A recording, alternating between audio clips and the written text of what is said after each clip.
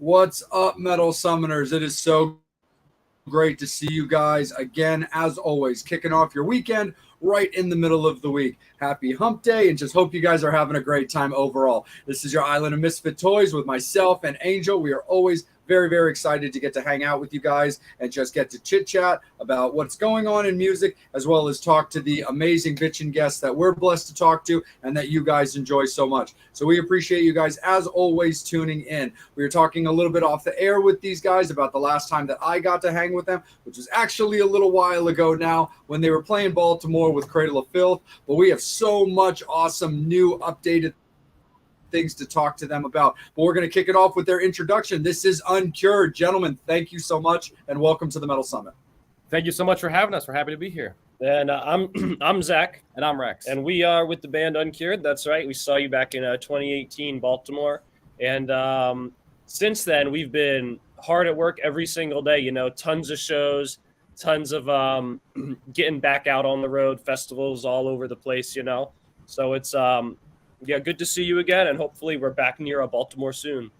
Absolutely. That'd be absolutely fantastic for sure. So let's jump right into like all the goings-ons and just all the fun updated things. Let's talk about My Design, your brand new EP. It's launched. It's out on the world. First of all, how do you guys feel about it, and how's the reception been so far? Well, we feel very happy to finally get this work out there, because I think it's kind of a culmination of a long and arduous journey of a bunch of different styles, and it's kind of the culmination of a lot of the stuff that we've done over the years. So I like how it leaves us a pretty blank canvas for the next record, for us to officially make a statement and like put our stake in the ground and really make the record that we want to make, and really solidify our sound. Mm-hmm. The reception for My Design's been fantastic so far. We've been playing a lot of the songs on our last tour live. Actually, our last two tours. We even played some last year as well. We've been playing like Followed You Home, Fight This War, Let's Break Out. Is there another one? Oh, and My Heart Is Bleeding, of course. And One Step Closer. Oh, yeah, and One Step Closer on our newest tour. But the reception's been great. People are always wanting the CDs at the shows. We got the CDs. And we've also heard a lot of good things about our Fight This War music video. It's on YouTube. It's definitely our best music video that we've put out. It's I would say it's a must watch. So definitely check it out afterwards. Absolutely, for sure. Because you guys just got off your spring tour. We're actually kind of catching you guys right between you play Incarceration. Isn't that correct? Yes, we actually have a festival in Connecticut called Capulet Fest on July 2nd. So just like, 4 days away or something. Yeah. That's how you get to spend your, 4th of July-ish. That's right. Yeah. So we Capulet Fest July 2nd, Incarceration July 15th. And yeah, man, we cannot wait for those. Getting to do festivals pretty close to home is like like you said, a great way to spend the weekend. Absolutely, 100%. So with My Design being out, and you were talking about it being this, the culmination of what you guys are doing now, this kind of like new, like, this kind of like blank slate style of like taking it the direction that you guys want it to go, with how you guys have matured as not only as adults, but also as musicians. How do you compare it back to the Medusa LP? Obviously not so much in size of songs on the records, but just when you look back at a previous body of work that you put out versus what you put out now, how do you look at that? I think that Uncured has gone through so many variations over the years, and we've done so much, sonic experimenting, if you will, that, like I said, this feels like the culmination of it, because you can hear elements of all of our prior work in these 7 songs or 6 if you're only listening digitally. But, like I said, I almost include this EP with some of those prior records, in the sense that, like, we were, still experimenting on this EP a little bit. And the music that we're writing now for the next record that's going to come out, sometime early 2024, that's going to be like the definitive, this is who we are, this is how we sound. That's going to be the true I use the word culmination a lot, but that's going to be the true like coming together of everything we've learned and really implementing it. Right. And I would say about those old albums you brought up, like our very first thing was instrumental back in the day when we were like, teenagers. And then Medusa was when we were both just learning how to scream. Epidemic was still learning how to scream, and Rex learning how to sing, which was the first time we Really had clean vocals. We did the covers a few months later, like over COVID, 2020 era. And that's when like, all right, we're pretty good at singing, pretty good at screaming. We felt pretty good at like all the things, and we're like just starting to refine our craft. And now we put out the 8 singles, which is like, all right, we're trying to find our direction. We're really honing in our guitar playing, our singing, our screaming. And then My Design is definitely just like our biggest step up yet in terms of like playing, screaming, singing, as well as songwriting. Awesome. Love it. Before I kick it up to Angel, just because I love something that you said and it kind of got my gears turning in a different direction. So I saw you guys back when you were dominantly instrumental. And how did you guys look at it when Uncured was getting going? So what I mean by that is, did you start off instrumental just feeling solid about being an instrumental band? Or did you look to the future as like, hey, we'd like to maybe work in some of our own vocals? Or did you ever consider a singer, as, by definition? How did kind of your thought process go a little bit when it came to instrumental up to singing? When we started this, we were like officially we came with the name Uncured, I think when we were 14 and 16. And I always knew from the get-go that like I wanted this band to have vocals, and we at the time we were kind of open to potentially having somebody else do them. So we had gotten our first tour offer when like Medusa was just finished, so of course we had to take it. So we were playing primarily instrumental songs, and just kind of thrown into doing vocals. And like if you haven't really been screaming a lot, to go from like not really screaming much to doing 3 or 4 days of screaming in a row, especially if you don't know what you're doing, that's very tough. And it kind of quickly turned into, I realized I really liked doing vocals, and then I was like, no, I'm going to sing for this band. And I was 100% committed to doing it, and I truly to the point of like completely obsessed, where it would be all I would think about for years and years and years. And since I had such little natural capacity to sing well, it did take years of obsession for it to even be barely usable, So I think that there's also so much more to improve on, and we're finally now, I think, with this upcoming record, we're really going to be zeroing in on our final destination, if you will. And I know I keep bringing that up because it's like it's what we're working on now. It's what we're working on now. It's all I can think about now. Right. Like back when we started, obviously the end goal is never to be like an instrumental band, because like if you think about it, instrumental bands really have a ceiling on them. And like the biggest you're going to get is Animals as Leaders and Polyphia, which is obviously fantastic, but that's only 2 bands. There's hundreds of instrumental bands, that there's like such a cap, there's a ceiling to it, while just adding vocals gives you like the whole world of possibility. And it's easier to start learning how to scream, like if you're unable to like sing and hit notes, because like I still can't do that, but like we just had to ease our way into becoming a band playing songs, just adding harsh vocals. Then he added cleans, and then just really improved the harsh vocals and everything, Yeah, I would say the main asset we had when we started this was guitar playing. But when you really think about it, it's not that important when it comes to writing great songs. And even understanding that simple concept alone took years, like a good couple of years just to understand that. Because like we thought we've been playing guitar for 10 years, but that doesn't mean that you can write a good song. That doesn't even mean that you can play all the way through a song, because a lot of guitarists nowadays will just like learn parts. And, you ask an Instagram guitarist if they can play through an entire song, and they might not be able to. It's just not really in the culture, and that's kind of how we started. So, it took a really long time to to even understand, like, no, we're not guitarists, we're musicians, which makes us artists. So it's like a lot of steps in the process. Absolutely, 100% for sure. And I agree with you when it comes to like that certain amount of ceiling and having to break through, because probably the biggest, one of the bigger, if not the biggest, like instrumental into, you know, vocals band that probably was able to break through was probably Apocalyptica, because you know they were so cello driven as an instrumental band for so long, and then started doing not only some of their own vocals, but bringing in a singer to actually do vocals, but still not losing that musicianship flair that they built being like an instrumental band. And I think that has a lot of similarities to what you guys do, which is one of the reasons that I've always liked you guys. Is it's, you know, you're experimental, but you're still maturing and still learning and being driven, but you're not losing what you wanted to accomplish from the beginning either.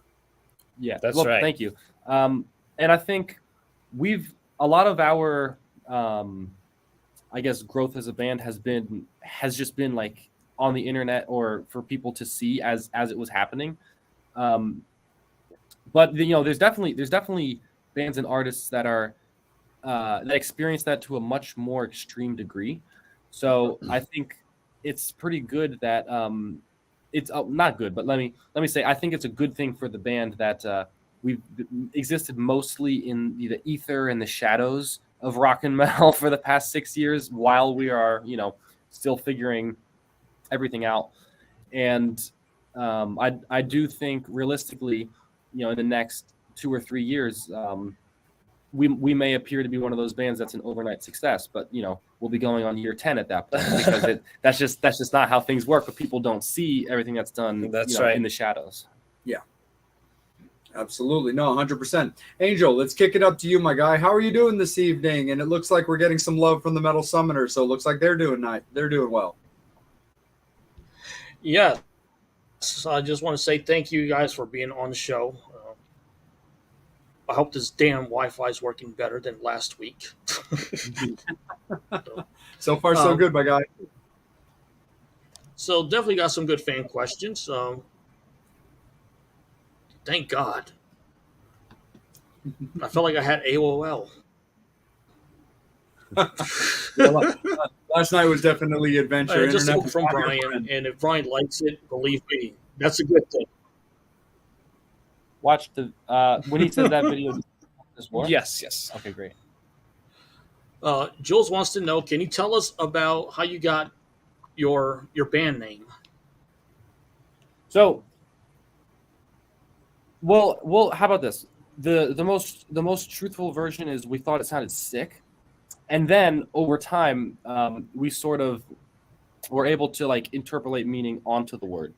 So I think everybody has something in their life that is, you know, uncured or not as they want it to be, but that doesn't mean that you have to like roll over and surrender to any forces that are, you know, trying to keep you where you are. I think it just, you know, means that you should overpower whatever stands in your way, and I think that that's the most concise way that I could explain what it means to me. Last time Rex answered that question on an interview, the interviewer said that was the best answer a band member's ever given about explaining their band name.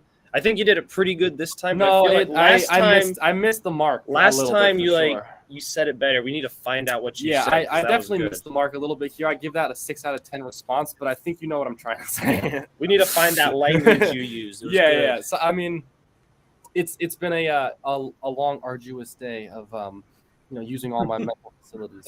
So it's diminished a little bit, but yeah.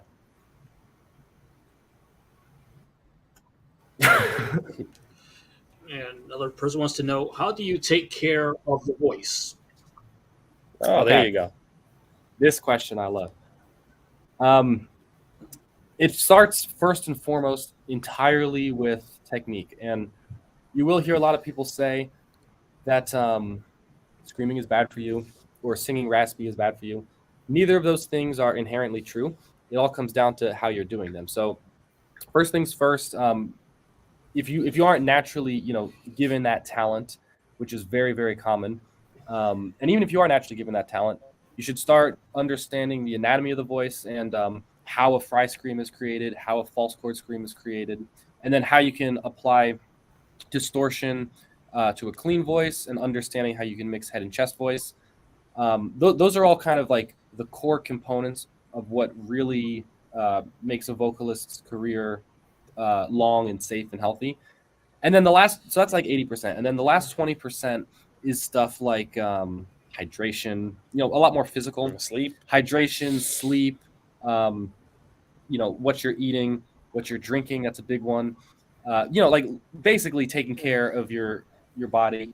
But like I said, I'd say a good 80 to 85% of it is all about not straining the vocal cords themselves when you're actually in the process of creating sound.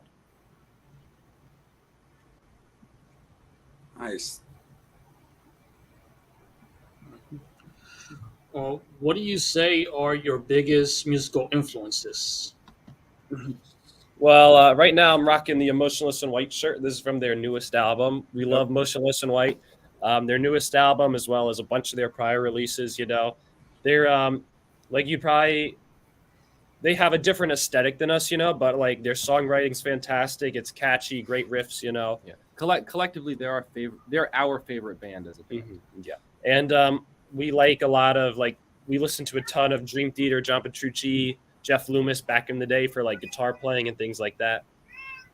And yeah, we listen to a pretty wide variety of stuff. Lately, I've been listening to a lot of Porcupine Tree, which is an old progressive act. And I guess another notable mention is we really like Black Veil Brides, which is probably a little unexpected, but a Wage War too. Some of those popular metal bands nowadays that are like going really hard. I like Falling in Reverse. I've been enjoying all their new releases. Mm-hmm. My buddy Max is their guitarist now. Oh, awesome! Yeah. No way. Was he in the Watch the World Burn video? Yes. Okay, awesome. Yeah. He's been with them since. Oh, I have to go back because Falling has been very like singles dominant for a while now. Basically since the first single that they did like after their last like album, the one with the space drugs or something. It was Losing My Life. about two songs before that, or a song or two before that. Losing My Life and Losing My Mind. Yes. Yeah. And that's the one. From that point on, I don't know if it's a coincidence or not, but from that point on, that's when I really decided like, oh, I really like their stuff. Because a lot of the previous stuff was just a little too. It was still good, but I didn't personally like it. But from that point on, I was like, wow, this is awesome. Mm-hmm. It's kind of funny. So like I won't go into like major details, and it's not like really major sour grapes or anything like that because I don't know these people personally and stuff like that. But I'm very I'm very driven when it comes to like how bands are, how they treat their fans and stuff like that. And, when you start hear things, you kind of form your own opinions about things until you learn things full on. Mm-hmm. And so it's all good. So I didn't really get much into Falling in Reverse right away. But I've always had a very hardcore rule that I believe in personally, that if you don't like a band or you have a very strong opinion about them, go and see them live, see how you feel after that. So they were headlining the final year of Warped Tour, and they came through the area. So I was like, you know what? Why don't I go and check them out? I want to watch their set. And I had known by that time that Max was in the band because I met Max when he was the touring guitar player for a band called Gemini Syndrome. And my buddy Meeks from Cold Chamber is the guitar player in that band as well. And so anyway, they were playing with Fozzy with Jericho's band. But they were great. I had got hired to shoot the show, and I did an interview with Gemini, and I stuck around for their little hang around. And so Max and I kind of hit it off and just kind of kept in touch. So anyway, I was like, well, let me go see these guys. And this buddy of mine's in the band now, so I want to go support him. Let's just see. and I really enjoyed myself. I did. It was only about a 30-minute set because if you're familiar with Warped Tour, there's like 150 million bands on Warped Tour, so it's like very clockwork, like 20 to 30 minutes, and you got to go. But I enjoyed it, so I was like, you know what? The next time that they come through, I'll go and see them in a longer facet. And I did, and again, it was a really enjoyable show because I started then kind of going back and just touching base on previous songs. You know, I enjoy more of that mall punk style. I always have liked that kind of stuff. So I gravitate a little bit more towards the fun, flirty, like poppy stuff that they do, like songs like The Drug in You Is Me, you know, Fuck You and All Your Friends. I love Fashionably Late because I think that song's hilarious, and stuff like that. And so I kind of got into them little by little. But anyway, not to wander too far off point, I really liked the series of singles that they started putting out after that point. Because they still had a bit of that flavor. I'm not really a rap rock kind of guy. It doesn't bother me. It's just not really for my ear, but I liked the way it was going, that slightly harder edge style, but still kind of fit that, for lack of a term, radio friendly type stuff. And yeah, I'm definitely with you on that. I've over the last, like, you know, 7 or 8 years, like, much grown to appreciate them a lot more. Yeah, and I think that is a fun little journey of events there. Yeah. Thank you for sharing. But I think what kind of won me over for them was Ronnie is a very, very good and diverse vocalist. Like, yes, like basically on all facets. And I feel like everybody talks about him as a person and his persona, and you know, he gets a lot of attention, but doesn't tend to get a lot of credit for just how good he's doing with just how much good stuff he's doing with his voice. Absolutely. No, 100% for sure. And it's definitely been cool. But just for what it's worth, absolutely love Motionless in White. Chris is a bucket list guest for me. I definitely want to get him on the show. But I definitely love what they do. So super stoked that you guys are into them as well, because I just think I just love the trajectory of Motionless in White. And because I'm a big like documentary nerd, I think at some point a really professional documentary on how Motionless started to where they came up to would be a really cool watch. I think that could actually... I watched that for a lot of bands, actually. Yeah, for sure. And also I'm a Black Veil Brides guy as well, so I'm also very stoked about this Villa Vallo Black Veil Brides tour that just got announced. Oh yeah. You know, I actually hadn't listened to that song until just this morning, and and I think it's gonna be one of those songs that grows on you. But you know, first impression was I definitely liked their last full record, that aesthetic overall a little bit more. But I mean, they have so many. They have like 3 or 4, I'd say 3 like elite, amazing all-time records. So yes, absolutely. I'm definitely with you on that. I mean, I love BVB. Frankly, they can do no wrong for me. But I'm 100%. But I'm 100% with you on the growing. I like the song. I appreciate it, but I think I need to give it a few more spins to see if it really grows on me. It's not my favorite, but I do enjoy it because I'm practically a day oneer when it comes to him. So anything that Villa's involved in, I'm gonna be interested in. Yeah, so, no, I know that in a week from now I'm gonna be like, this is the best song ever. But like right now I can just tell if something about it is like, that's just how it feels right now. Absolutely, 100%. Angel, right back to you, bud.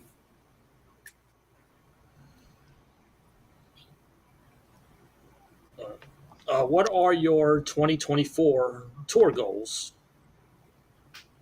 Well, to start off, I'd say definitely want to have at least, you know, like 2 major U.S. tours, and at least, and hopefully we can get overseas to Europe or South America again, because we've been there once in the past, each of those places, and it's been quite fantastic, you know. So we want to have like next year, maybe like hopefully 100+ shows, like 100 to 200 would be insane. Basically, you know? as many shows as we possibly can. Yes. And we are also, I would like to go back to Canada, because we haven't been, like, we've done U.S. tours, but we have not been to Canada in like 4 years. Yeah, it got weird when COVID happened, and I think a lot of a lot of tours are still like just not going back there, which is kind of surprising because I feel like Yeah, Canada's always been fantastic. I hope we can get back there as well.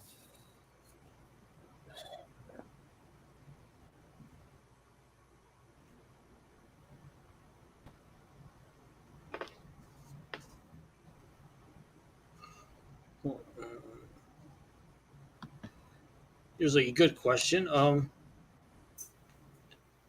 As younger people, do you think that your audience is younger, or is it even with older rock fans and younger ones?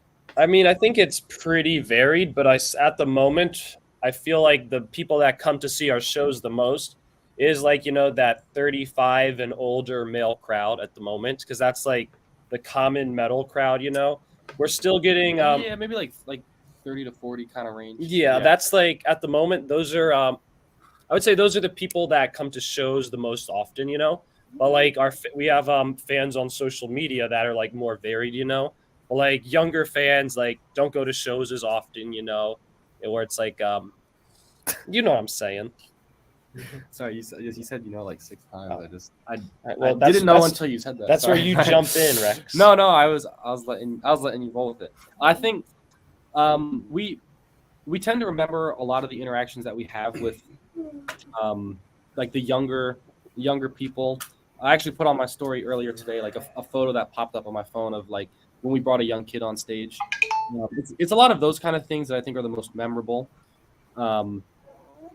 Just like somebody's first concert, or hearing like we were the band that got them into rock, or this is their first rock show. That all of those kind of things mean a lot. So I wouldn't say that they're like a smaller percentage of our fan base at this point, but I would say they're a smaller percentage, but like it's all very memorable interactions. Yeah.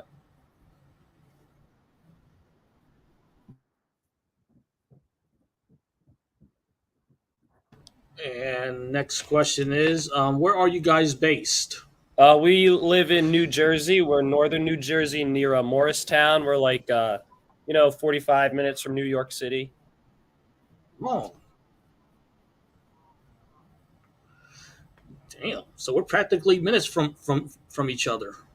Where are you? I'm up in Jersey as well. Oh, nice. Where are you in Jersey? I'm in Little Egg Harbor, which is down by the shore. So, Oh, okay. Yeah. Okay. Yeah, we don't. Really I know they got the Anchor Club in Atlantic City. That's a good place to play. Okay, nice. We have not been there. No, not yet. How far are you from the Stone Pony? An hour away, An hour south, or just 45 minutes to an hour, depending on traffic. We're like 2 hours north. Yeah, we're much more north. South.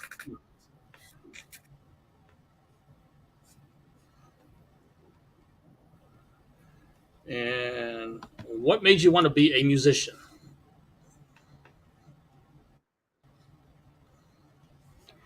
I just loved writing anything. I just really enjoyed. You didn't like writing books or No, I meant papers. I meant any form of music. There you go. Yeah, no, that's true. I haven't written any books. Keep going. You gotta get a dig back in me for before. That's fair. Yeah, no, I just really loved like creating patterns on guitar and memorizing them and playing them, and that was sort of how it began as far as songwriting, and I just fell in love with the process of it, and yeah, I think it just kind of took. And when we had our first tour when we were young, like 15 and 17 years old, we both loved it so much. And like some people could have like a bad first tour, but we loved it. And since then, we just want to keep getting on tours, I think we were 17 and 19, right? Oh, maybe, yeah. Yeah, I don't think I was 15. Right. I don't know, because you can't drop out of school in New Jersey until you're 16. And I was 15 in 9th grade, and then I turned 16 that summer and dropped out. Nice. It's all about the power of music. You That's can right. you can always go back. Yep. Yeah, no, I mean at this point, I'm not going to go back. grade. I just that doesn't seem very feasible. But I guess you never know. Huh? Yeah. Well, you're writing all those books, you know. Yeah, exactly. Nice. Absolutely, for sure. And you've always come across as And incredibly here's a fun like. question. Oh yeah. I'm sorry. Go ahead. Oh no. Go ahead, Angel. It's all good. You got this. Any rituals you guys do before a show?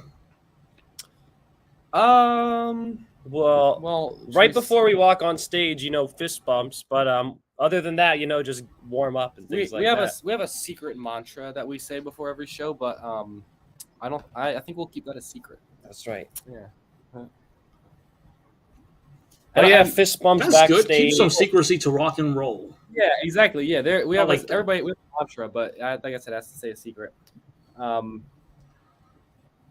I think the other like kind of point of that question is, I think it's a little bit, I don't want to say dangerous, but not a good idea to have any specific rituals before a show, because you can quickly develop like a level of neuroses where it's like, oh, I need to do this or I can't have a good show, and then if you realize you forgot, you might get kind of more That in your is head true. about it.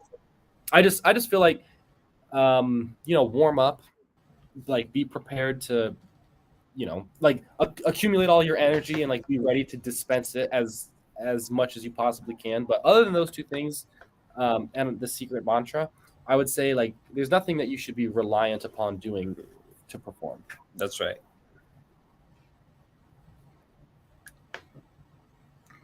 Yeah. Right back up to you, Jay.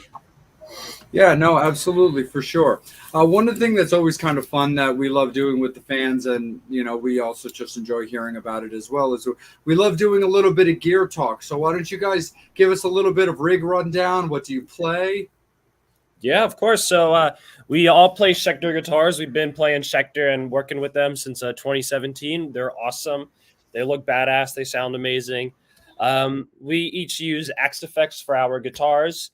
We have all of our stuff in a rack mount unit. Our bass goes DI into the computer where we use a Neural DSP in Pro Tools.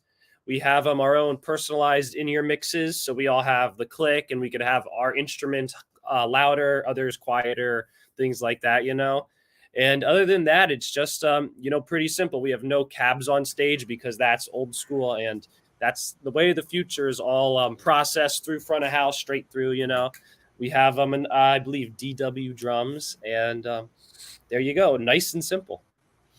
Absolutely, for sure. When it comes to the records, do you guys are you guys the main musicians? Because I want to bring your band into the conversation because I think it's important to discuss the people that you play with. But when it comes to an Uncured record, for people that don't read the liner notes, are they strictly hearing you guys, or do current members of your band also play on like My Design, for example? My design is you're looking at it right here. But that being said, when we go to play live, I think that Beto, our bassist, and Kingsley, our drummer, bring a fantastic energy to the songs, and really like.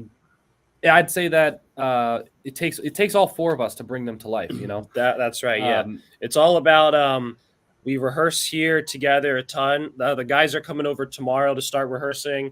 We have a few days of rehearsal before the festival, but we all get along really well. And I'm like, there's drum solos in the set, there's bass solos, and they play. They play. No, they don't play like a solo that we wrote.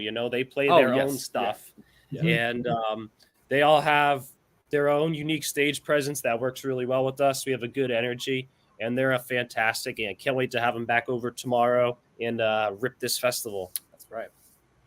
Absolutely, for sure. How did So I wanted to steer it back to gear just because I find that stuff very interesting. I've been trying to get in touch with Coffin Case myself, Johnny, from that kind of stuff because I love what they do as far as like protecting gear and stuff like that. How did you guys get involved in Schecter? Did they seek you guys out, or did you guys be like, we love this company and we'd like them to notice us? Hey guys, what do you think of us? So in 2017, we did we had 3 tours that year, and when we were out on our second tour, we were posting stage photos with Schecters every day, pretty much, and tagging them.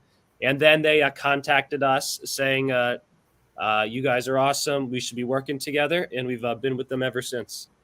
Very cool. Absolutely. How do you guys? What was your thought process when it came to bringing in 7-string guitars and stuff like that? Did it come naturally? Did it fit the music that you guys wanted to do? Did you want more of that versatility?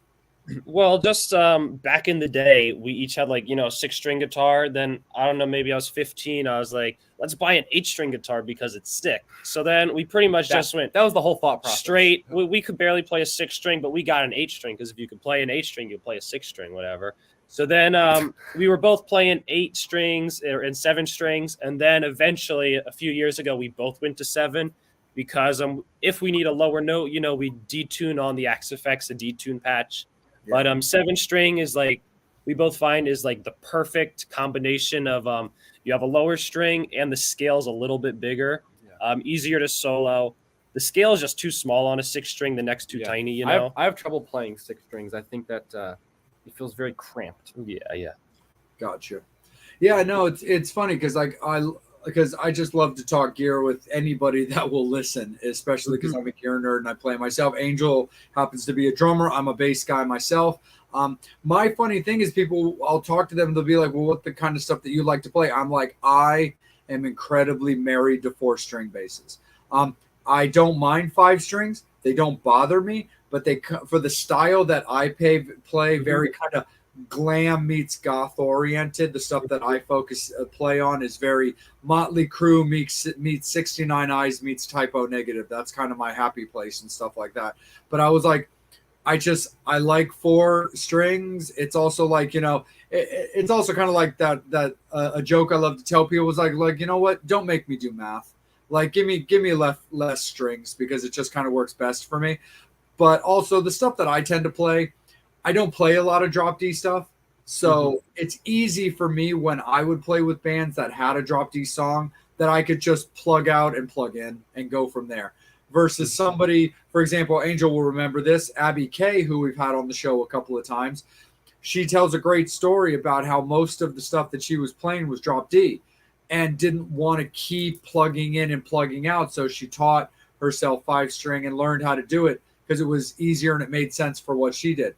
And the other thing for me is I'm a little bit more uncomfortable just playing 5 and 6-string basses, even though I can, because also my hands are kind of baby hands.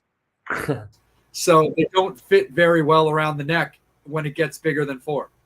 Right. Yeah, bass is definitely a lot harder. Like in a live context. Like you need to. I mean, it's like harder to press the strings down. It takes a lot more force. It's if you could play the guitar well, it doesn't mean you could play the bass well. Different instruments, Yeah. So very different feel. Even though it's strings and a fretboard, it's still like the feel is so much different. Yeah, 100% for sure. Do you get enjoyment though out of like playing bass when it comes to your records and stuff like that? Like, do you do you enjoy tapping into that part of your brain? Yeah, I am the primary bassist, I would say. So I enjoy it a lot. I think in a lot of ways, I enjoy tracking bass more than guitars, I would say. Yeah, in a lot of ways, I just feel like it's more satisfying. It feels more primal, and like I at 85% of the time on stage, I'm just like doing vocals and performing. I don't even play guitar most of the time anymore. But man, I can like when I'm standing on a sub and like I look over at Beto and I can see him creating that force. I just think like that's awesome. That's got to feel great. Nice. And just out of curiosity, when you do like the bass stuff, are you a pick player? Primarily, and go ahead. Oh yeah, sorry. I had like 2 parts of this kind of locked in the chamber, and it was only because I'm curious. Do you tend to use the same picks that you use on your guitar? Are you more of a light pick guy? Like I'm a heavy pick guy. I like the triangles that are heavy stock because of the heavier strings, and I'm also clumsy as fuck. And if I get really animated on stage, the little like medium style guitar picks will go flying out of my hand every time. Yeah. So I always get a little curious when it comes, especially guitar players and bass players, like people that play both. I get legitimately curious about if they use the same pick, if they transfer over, or if they're finger players. There's a bunch of subtle differences, but if I had to identify the three main differences, would be the pick is one. So I use like John Petrucci signature picks when I play guitar, and I use 1.14 jumbo jazz threes on bass, which is the Uncured signature. which is the Uncured signature pick. Which I should probably say I use those on guitar, but I don't. So I'm not going to. Enjoy gone. No, if you come to a show, you can get them for free. All you gotta do is ask. That's right. So that's difference number one. Number two is definitely the angle at which I pick the strings and more so attack the strings. And then number three is the placement of where that attack happens. It's a little bit more of an angle on the bass because basically what I want to do is get as much resonance as possible, whereas guitar is more attack focused. Nice. Do you play a Schecter bass on the record? Do we? You've done the Music Man a couple times. Next question. You don't have to answer that if it's going to jeopardize something. We love playing Schecter basses on stage. They're great instruments. Yeah. Nice. Yes. Awesome. Right on, man. Absolutely. Angel, I see a few more questions popping up, buddy. So let me kick it up to you for some more of the Metal Summoners and some time for yourself, of course. Definitely a lot more questions. One person wants to know, you spoke about CDs. Is there vinyl available? We don't have vinyl for my design because it's an EP, but we do have vinyl still from Epidemic, which we sell at shows. But we will have vinyls for our future releases going forward.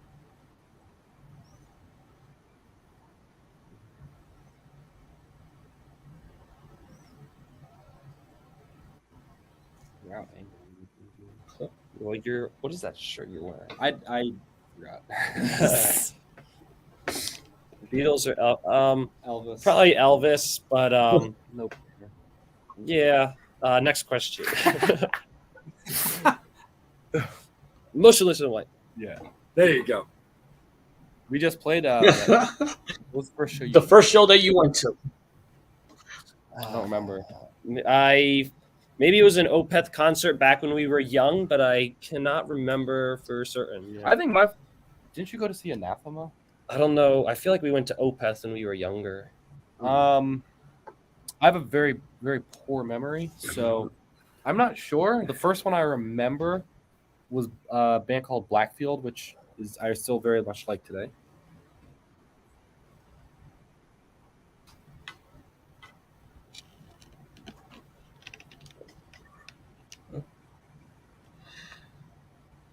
Oh, hi. Oh, Uncured Street Team. Aline, yeah. I'm just curious about the Uncured Street Team. Can you tell us about your Uncured Street Team and how that came? A lot of that cut out, but I think we could answer still. Like, Uncured Street Team is run by our good friend Aline from Canada. She lives in Toronto and has been I think we met her in 2017 or 2018. So since the beginning, and she's been supporting us ever since, seen us in Toronto a ton, in even like North Carolina. She came to Brazil to see us, and she's been great helping us get our music out to more people, and we love hanging out with her at the shows. And she's done a very good job of like accumulating a community of people that like Uncured and also just, adjacent bands. And so that's very rewarding to see. Mm-hmm. Awesome. Angel, It's stay really with us, cool. dude. So, thank you, Uncured Street Team. Big shout out to you guys. And Yes. Yeah. the job they guys do. It's really fucking awesome to see. Absolutely, for sure. I mean, I think that's a lost art. Like literally hitting the The pavement. weirdest place that you played. The what? Yeah. What? I mean, that's how it used to be done back then. Yeah. Oh, sorry. Yeah, sorry, The weirdest place that you've played. Yeah, sorry Weirdest- about that, guys. There's about a 5 to 6 second lag between me and Angel, so sorry about that. That's right. Okay. There was back when we were on our first tour when we were too young to play at one of the venues because Rex was under the age limit. We ended up having to book a show last minute, and it turned out to be at a hot dog stand.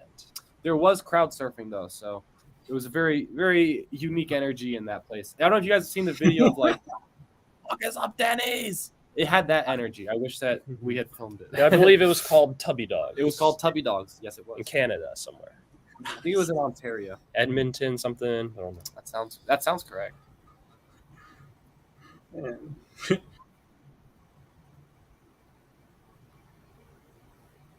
nice. Nice. Yeah, places I would love to go in the wintertime. What did you say? And got a question from your street team.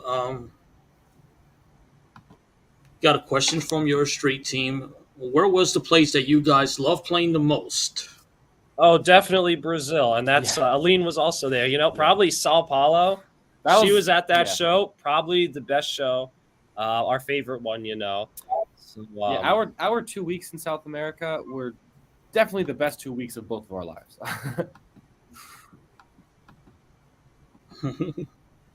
Did you just pull your sunglasses on? Yeah. Well, I have a light sensitivity, and I keep my apartment very dark because of that. And so I have these lights all around my laptop that I can't handle without my sunglasses because they just become too painful. But but I have the comments on the side of my screen. Oh, okay. I thought you were just like I can see No, sorry. That wasn't designed as like one of those like, excuse me. It was one of those things that like if I see something I'm trying to get a closer look at, I try to like make things a little clearer because I can't really take them off. So as much as I mean, me and Angel's like Metal Summit family have all kind of they know the drill, they get used to it. But I'm sure every week we get new people that are like, look at this fucking guy doing sunglasses in his house. Like it's no, that doesn't bother me. I mean, I've had a fair amount of light sensitivity from, like just past head injuries. So I can definitely understand how it's much more of a big deal than people seem to think it is when you just say like, oh, you have light sensitivity, Yeah, no, for sure. It's funny because even when I'm doing like my day job or whatever, and I'm working earlier in the morning, I'll get set up until like my eyes can adjust and stuff like that, and all that kind of stuff. Yeah. Like, cause like I literally have a ring light a foot away from my face because of how dark I keep my place. So it's one of those things where it's like trust me, fans, it's not a cop out rock star thing. It's literally because I have things right in my grill that will cause me pain when it comes to that. But it's funny that you're the first person to actually point out when I do that, because I probably do it every episode where I'm simply trying to get a better look at something, and it probably does come across as, excuse me. Yeah, it does, and you held it very intensely, so that's what I thought was happening. Which would still be okay if you were, wanted to be inquisitive or anything like that. So, a lot of purposes for it. Inquiring minds want to know. Yeah, it kind of looks like that. I don't know if you've seen the meme where it's like no bitches, but not so much those, but I see these funny videos where something happens and like a pair of sunglasses slide across the screen onto the person's face. Oh yeah. And it's like got it's got some kind of, I think, like R&B or rap, just like music solo that kind of like slides onto the screen and that like plays in the background or something like that. It's definitely kind of funny on that. But just out of curiosity, because Angel, I'm going to keep it with you because we definitely got more from the fans. Hi, Ron. It's my me and Angel's buddy Ron is tuned in because he's familiar with you guys too, and I know he has a question. But going back to the Beatles and Elvis thing, the only reason I bring this up is, are you guys into Ice Nine Kills? Because they did a really great version of Falling in Love. I Can't Help But Falling in Love with You. And since you mentioned liking Motionless in White, I'm just curious if you like Ice Nine Kills. I did not know that they did that version because I was never really a huge fan of their records, but I did see them live.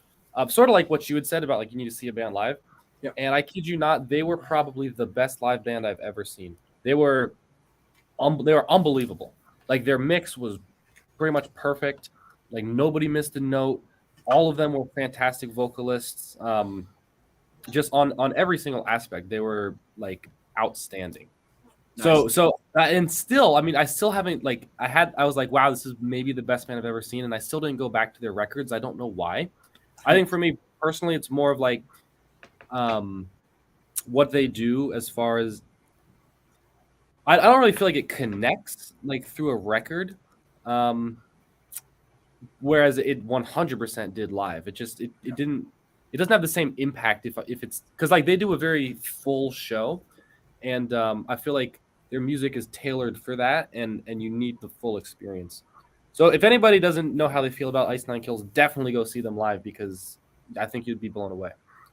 Awesome, for sure. And I'm going to keep this segment with Angel because this is kind of his thing. But since I know Ron's question, I'm just going to ask it. What's your guys' favorite cover you've ever done? Oh, our One Step Closer that we just did. Yeah, it's fantastic. That's so much fun to play live. We love it.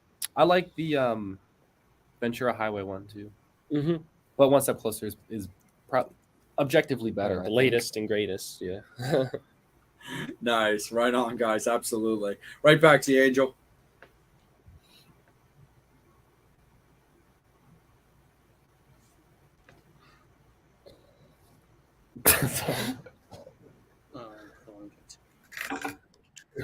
Damn, I had the question. Oh, there it is.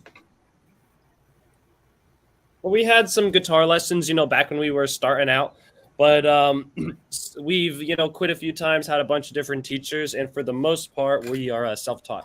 I'd say guitar, we're self-taught, but as far as vocals, it takes a village. So I'd like to shout out Extreme Vocal Institute for saving my screaming, and I worked with a Broadway instructor by the name of Ty Lee Ross, who was very, very helpful as well. But yeah, no, shout out to Extreme Vocal Institute. David Benitez, the man is a genius. And I don't use that word lightly. So I mean it.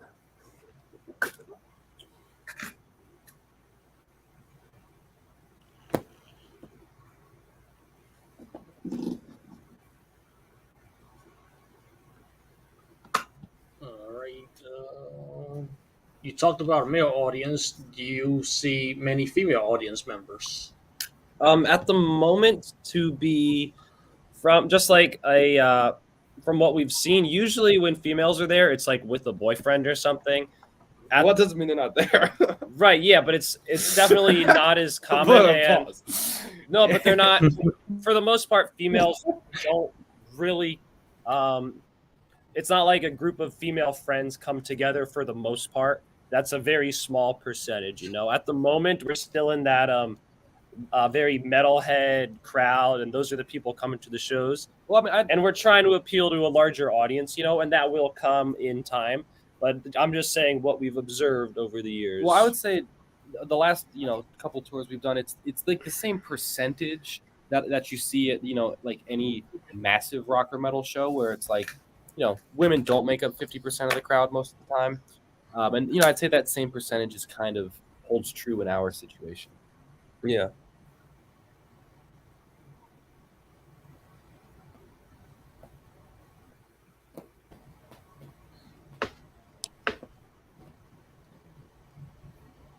What's your tour view? Oh, we tour in a What's your tour van. vehicle? Yeah, it's all black. We do not have a trailer, by the way.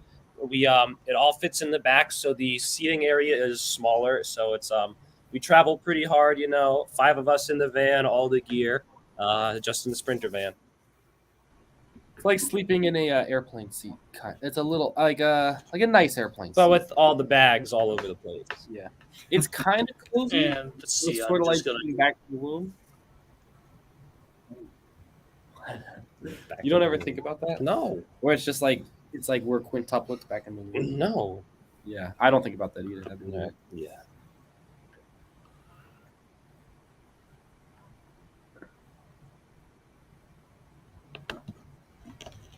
Oh, pretty nice.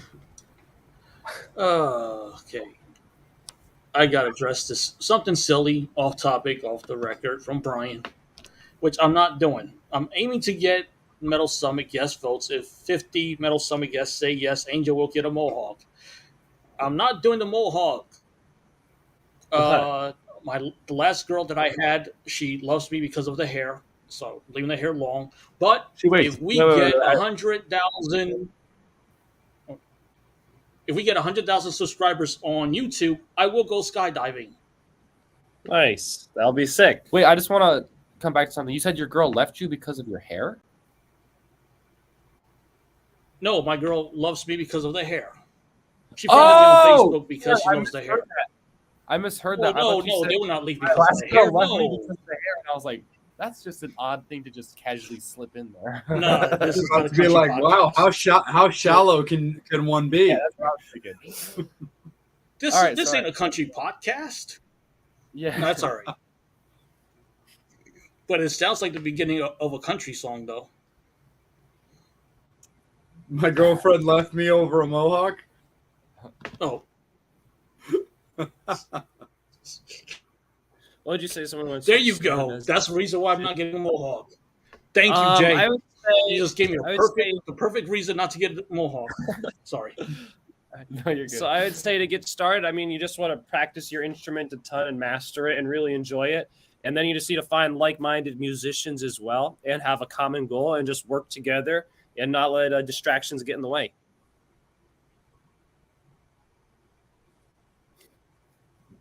Yeah, I'd say finding like-minded musicians is probably the best level up advice I can. Hell no. Hell no. It's Mohawk. Yeah.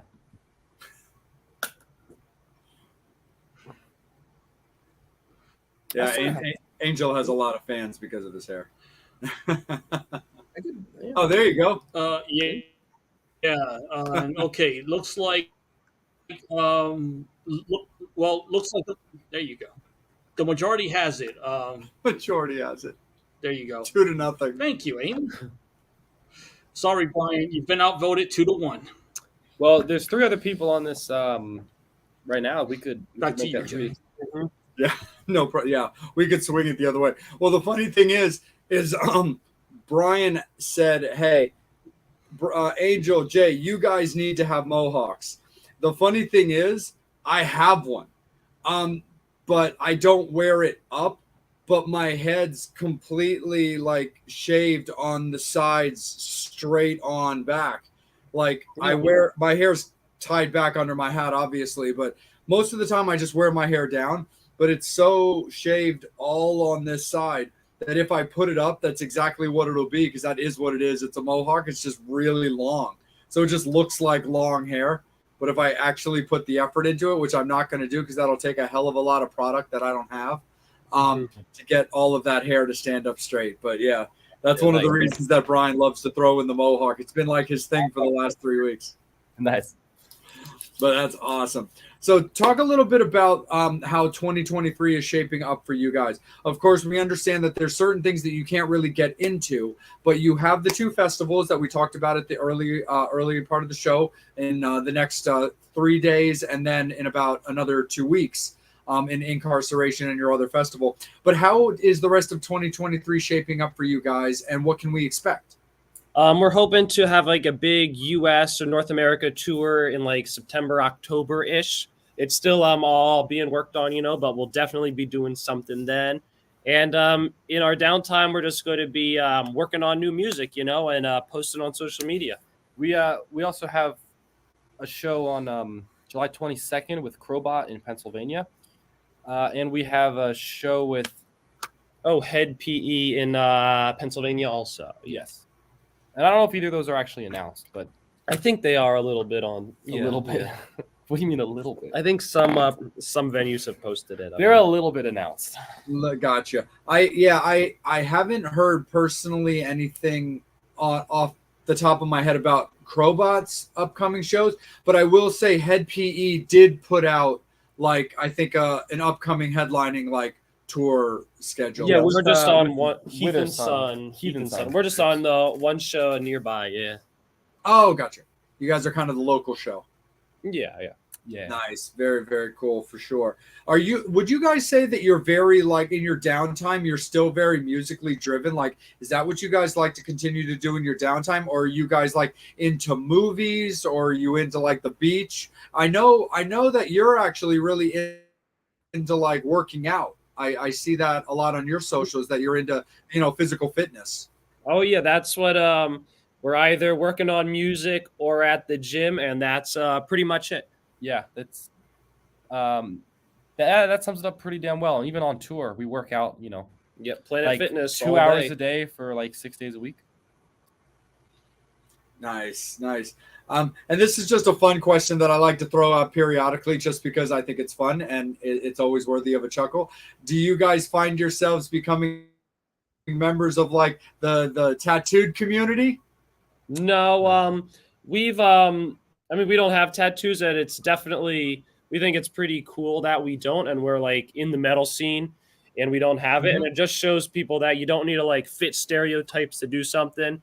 And if you don't want tattoos, you don't need tattoos. But if you want them, go get them. Yeah, we you just don't need to follow the trend. we just never personally had the desire to get any piece of art on our body.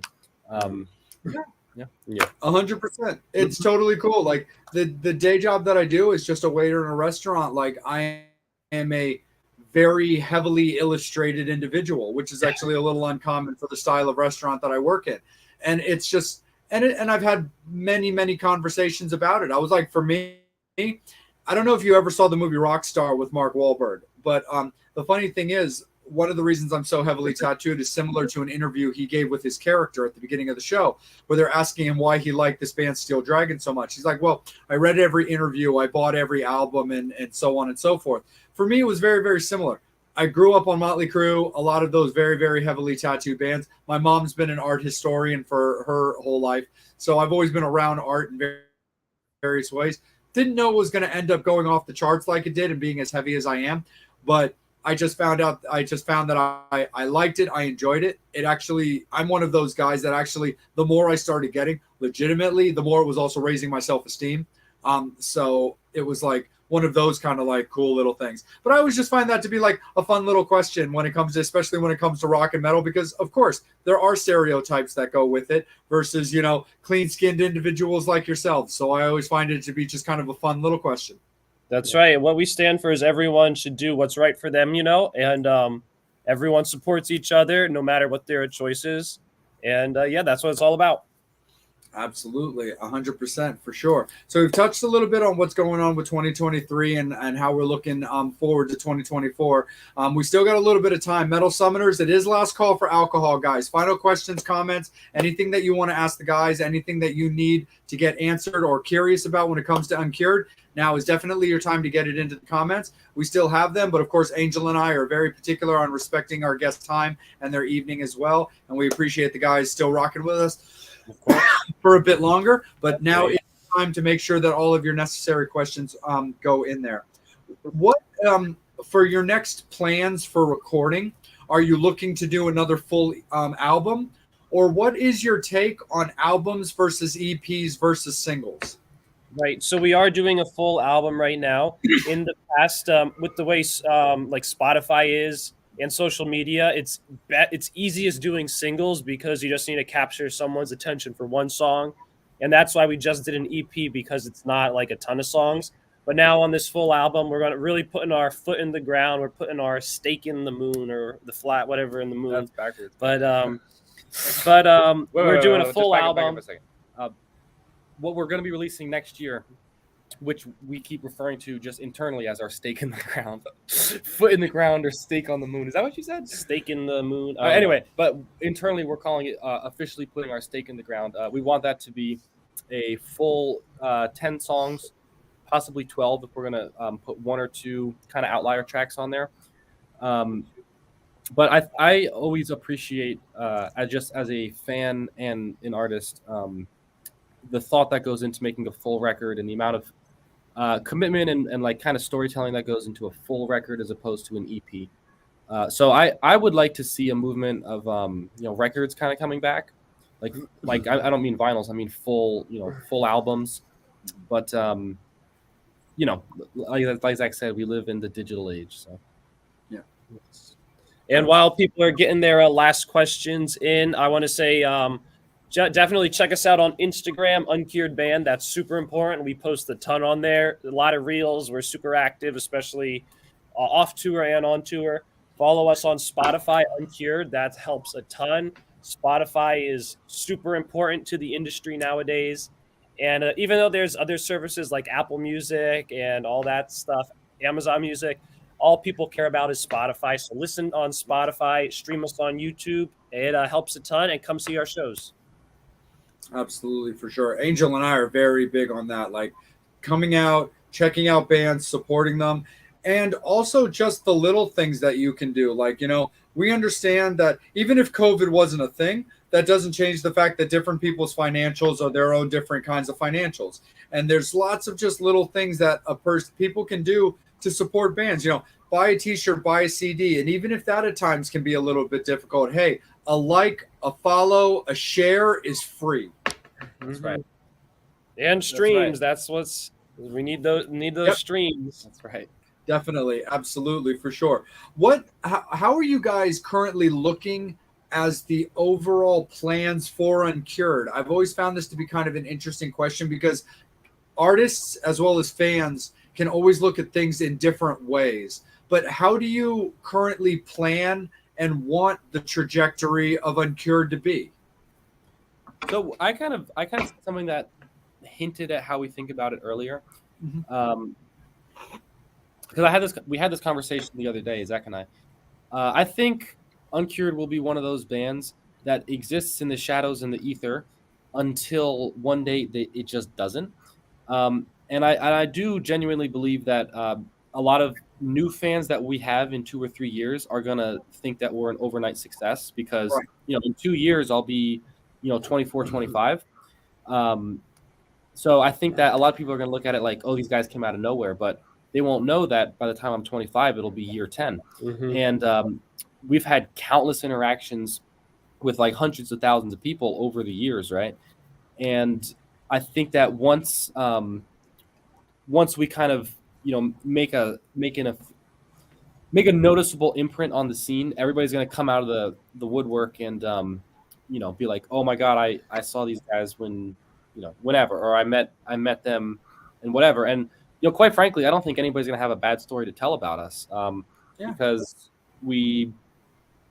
Like I challenge you to find somebody who does have a bad story to tell of us because we make it like mission number 1 to just treat everybody with the utmost respect. So to answer your question, in a couple of years, Uncured is going to be one of those overnight success bands. That's how I view it. But that's not Absolutely, 100% for sure. No, and that's always a big thing too, is because like the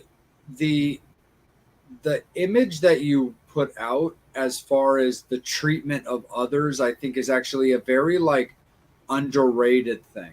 Like, for like not the whole like forgetting where you came from kind of thing, but just understanding that you're going to be meeting hundreds of thousands of people constantly all the time, and some of them you may lose track of. But the way you treat these fans or these people that you come across, like they will remember that forever. That's true. That's right. Just the other day, I read a comment or a message on Instagram of somebody said, one of those guys that was like, met you in the bathroom when you were having trouble pissing. And I remember that just because I don't know why it was at that time, but that's like, for example, like I think there's just so many little things that we forget. That other people won't. And like I said, I think everybody's going to come out of the woodwork, and I'm excited for that to happen because I do genuinely believe that we are leaving a positive footprint everywhere we go. That's right. Absolutely, 100%. Angel, let's kick back up to you, my guy, because it looks like we've got some more action for the guys.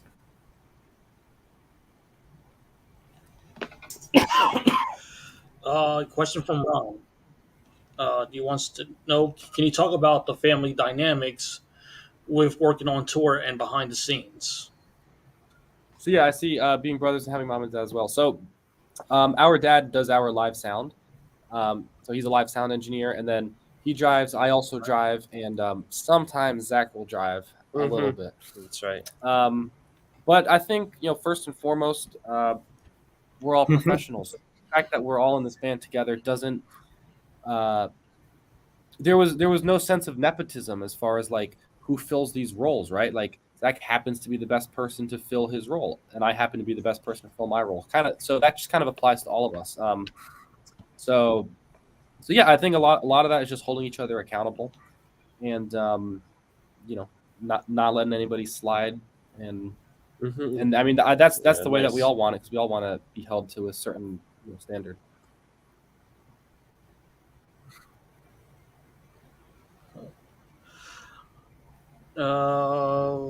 Last question from Jules. She wants to know your favorite female musician. I don't know if we could like pinpoint an exact favorite, because I don't tend to think of it like that way. I just think of like musicians. I don't know if that's like an arbitrary statement for us to make.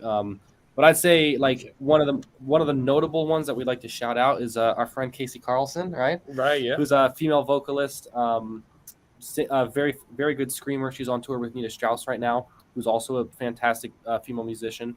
So yeah, those are the two that we'd like to shout out. Wow.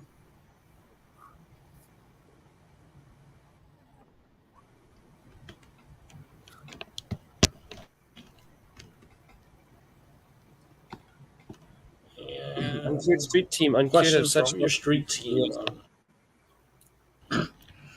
So we actually filmed Fight This War twice, because we originally, well, there were kind of two things, but it was driven primarily by one thing. I won't go into the specifics, but long story short, we had to reshoot the majority of the Fight This War video. So we did shoot one day where we got all of like what you've seen is the story elements, so not the like any of the asylum shots, quote unquote, but all the other story components. So like the two Rexes, all the punching scenes, that was all filmed in the first shoot, as well as a bunch of other stuff. But that all got cut because we replaced it with the cave shots, if you will.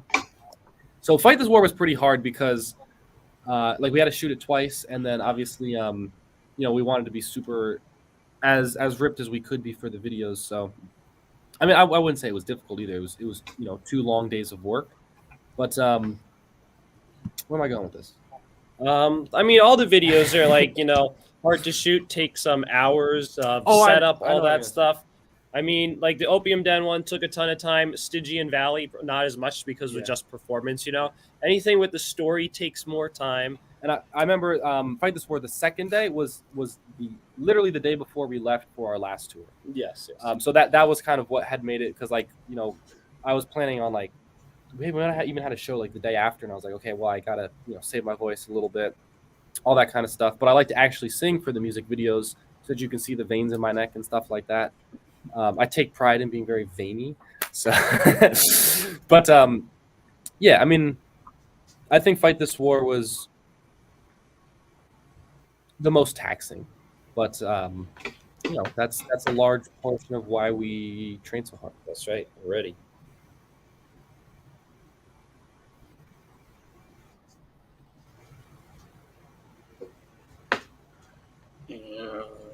What do you enjoy the most? Festival shows or smaller, intimate shows? It doesn't really matter to us so much as long as we have a crowd that's engaged. That's what it's all about, because we're going to put on our best show regardless, no matter what. Of course, everyone wants to play to huge crowds all the time, but that's not the reality, So as long as there's a crowd, just be happy and put on a great show. Yeah, I think we judge it more by connection as opposed to quantity. So I guess you could say quality over quantity, but I'd say if there's 100 people there that are totally feeling your stuff, that has a great energy. And you could sometimes play in front of like we once played like a punk festival, I think, or like a hardcore festival, and we were playing more progressive music at the time, so it was a larger crowd, but people weren't really feeling us as much. So like it depends on the energy and the connection, I think. Nice, absolutely. No, so we actually pretty much do you eat a specific diet? No, we don't really follow any specific diets because like on tour you can't be picky, you're having fast food a lot. We just, you just got to work out hard to make up for. Well, I mean, we try to roughly hit the right macros, which I think is I think more so Get what your they're asking. protein, It's not like yeah. we're following like a specific diet. It's more so like everybody has a set number of macro and micronutrients that are right for them, and if you do your best to come pretty close to that every day, and make sure you're doing it in a healthy way. That's the best but thing sometimes it's like we only have one stop before the venue, and all they got is McDonald's, so you better like some chicken nuggets or something. So well, can't I mean, complain. that's delicious. Yeah. All right, nice.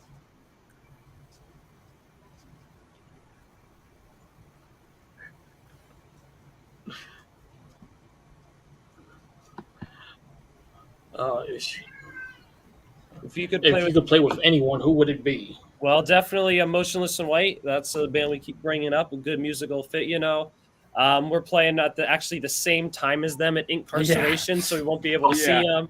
But just any band, Wage War, I Prevail type bands in that genre, energetic, heavy, catchy, all that good stuff.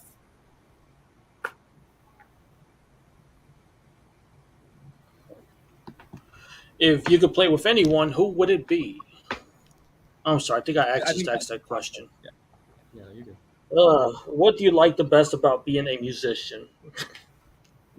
Oh, we love playing the shows and being on the road and just playing our music for all the fans. That's what it's all about. Yeah, I think getting to see it translate live is the ultimate reward, because you can't see people like at home listening to a record or you guys should tour with Deadlands. Oh, hell yeah. Yeah, I believe they just put out their first headlining tour. Oh, Dylan, how you doing, brother? Oh, Dylan. Yeah, he came. I know Dylan. Yeah. What was I gonna say? Yeah, how you doing, brother? What was I gonna say? We're doing a series of shows at the same time as they're doing their first headlining run. I mean, I could see in the future. I think it's likely that we'll at the very least do some shows. We're friends with them. Yeah.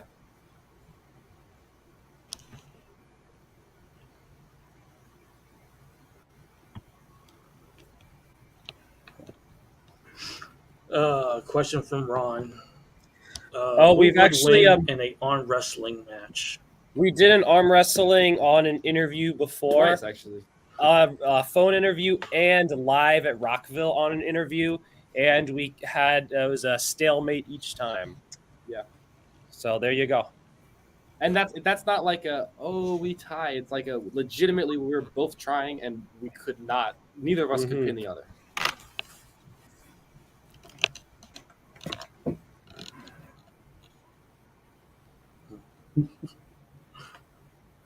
What would your career be if it wasn't for music? We never even thought that far ahead because we started music so young. We have the goal. We're not going to stop till we hit the goal, so we never even thought about that.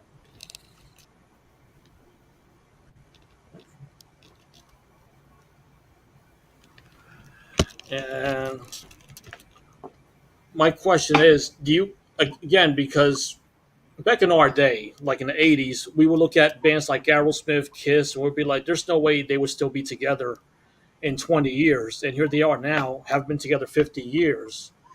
Do you guys hope? Because I hope that you guys in 30 years, I can get wheeled from a nursing home to one of your shows. So just want That'd be to ask, awesome. Yeah. That'd be do you guys awesome. hope to still be doing this 20, 30 years from now?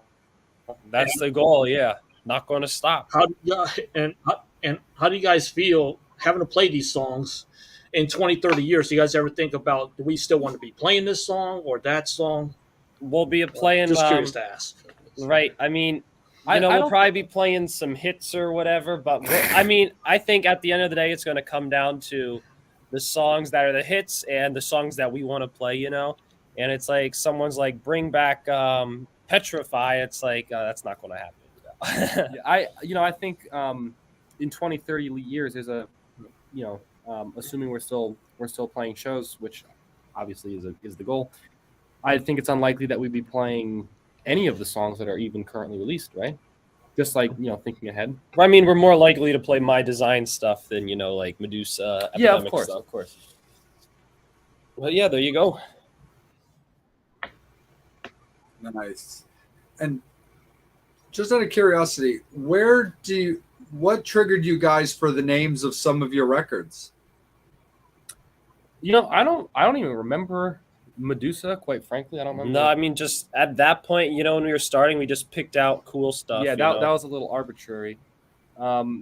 Epidemic was released a full year and a half prior to the pandemic, so that's just our level of intuition and foreshadowing. Yeah, it just works with the Uncured name. That was the direction. Well, no, it was because we knew it was going to happen. True, yeah. And then for my design, that one is a lyric from "Followed You Home." It's the last line of the chorus. I live in my design, and I just thought that it was the perfect. It kind of encapsulated the 6 songs very well, and it kind of had like a ethereal energy to the name, even though it's pretty specific and it's very, very tangible at the same time. And also, I don't know if anybody has seen the Hannibal show, not the movies, but the show. A lot of the times when he's like envisioning the killings in the mind of the whoever the murderer is, he wraps up his like kind of vision sequence by saying like, this is my design. So I liked that kind of subtle reference as well, but that's not where it came from. It just was a nice little bonus. That's right. Nice. Right on, Alrighty. for sure. Absolutely. Angel, do we still have any questions on the board, my guy?